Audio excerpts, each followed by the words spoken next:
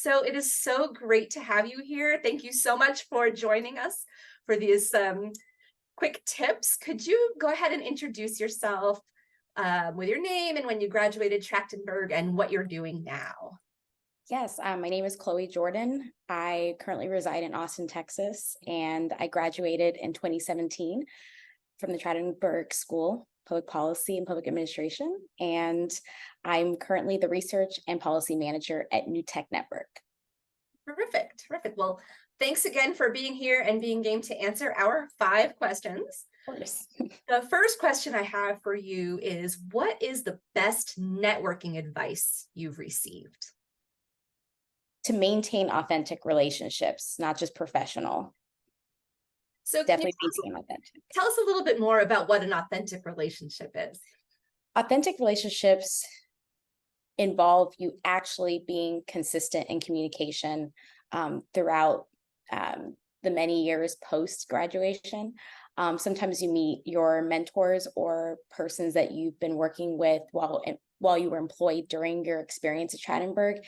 And oftentimes that leads you, when you've matured and advanced in your career, you often sometimes are, subject to relocation to a new job, as it was the case for myself. Now I'm in Texas, and I was in DC for close to 10 years, and I was working full time and attending Trachtenberg part time. And so I still maintain relationships and asking my professionals that are or peers as well, what do they need?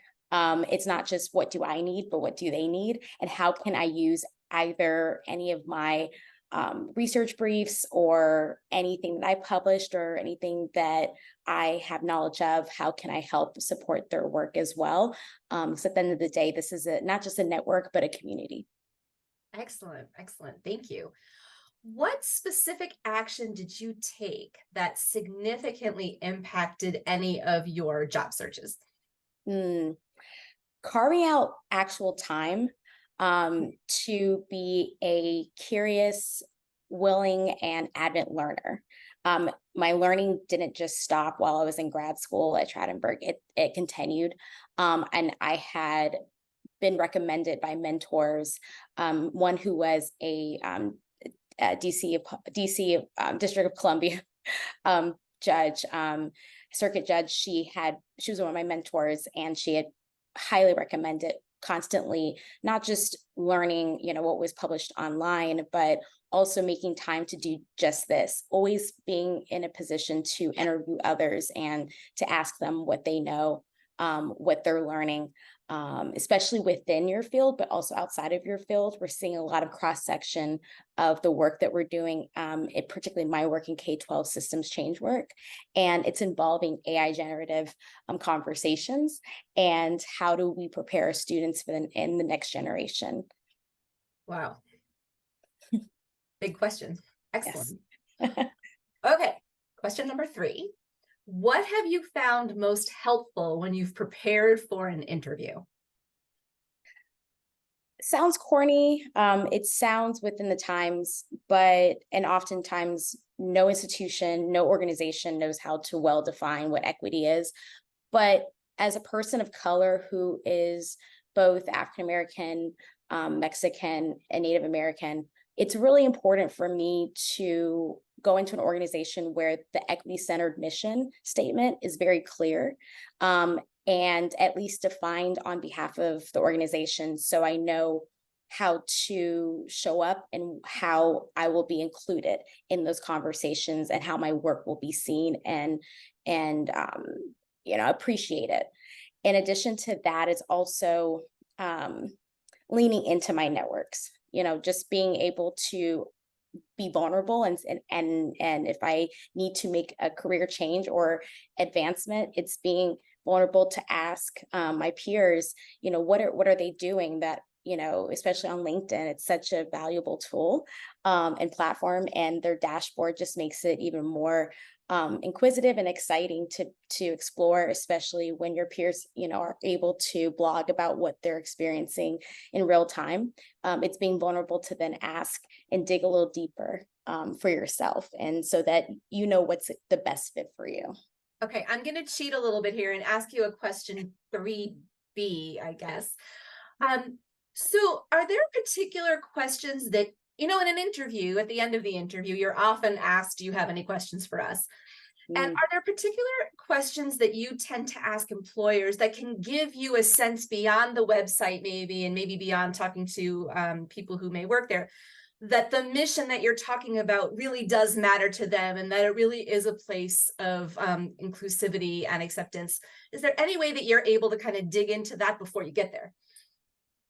Yes. So I have, in the course of the two positions held, one in a fintech company and the other now in a traditional education nonprofit, I was able to ask them what skill sets are they looking for, and to have vulnerable conversations with external parties and partners to the organization or company.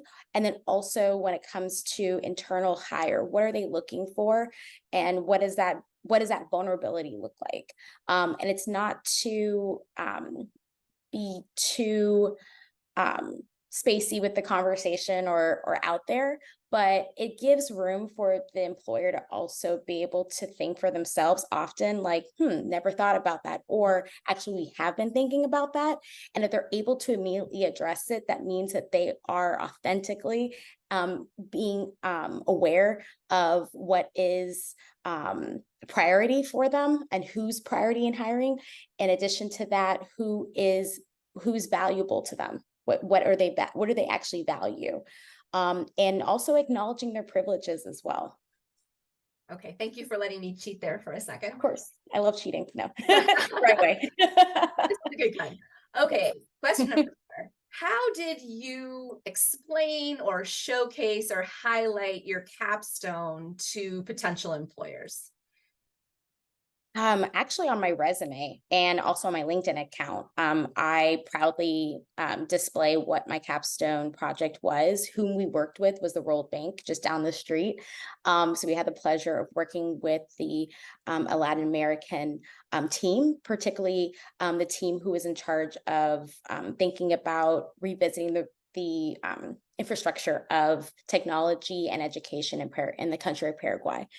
And it was a pleasure because I was able to, and it's a pleasure to talk about still, because it's relevant to what we're trying to do in building out our own infrastructure in the United States and making technology more accessible for communities that are often disenfranchised. Okay, so resume and LinkedIn, 2 great places to highlight Yes, capstone. yes. Excellent. And you go from there. Excellent. Okay. And our last question. So, what specific action have you taken that's been the most impactful on your general career advancement? I would say constantly researching what is backed by empirical evidence and what is making the case for what actually works. When we enroll in Trachtenberg, most of us are we have some vision or inkling of what we're really passionate about that is going to be impacting the country, the world, socially. And there's always a social good that's being compromised. And for myself, oftentimes we're being asked, well, how does it work? And will it work consistently? And so for myself, it's constantly going back to the question prior, is making sure that no rock is not unturned when I'm thinking about my own research and my own writing and publications, in addition to supporting my team on the legislative research, making sure that we're being fair and unbiased in how I'm showing up in my role, in my duties. So I think the theme of the answers to these questions is your learning has not stopped since you graduated from Trachtenberg. No, ma'am. Yeah.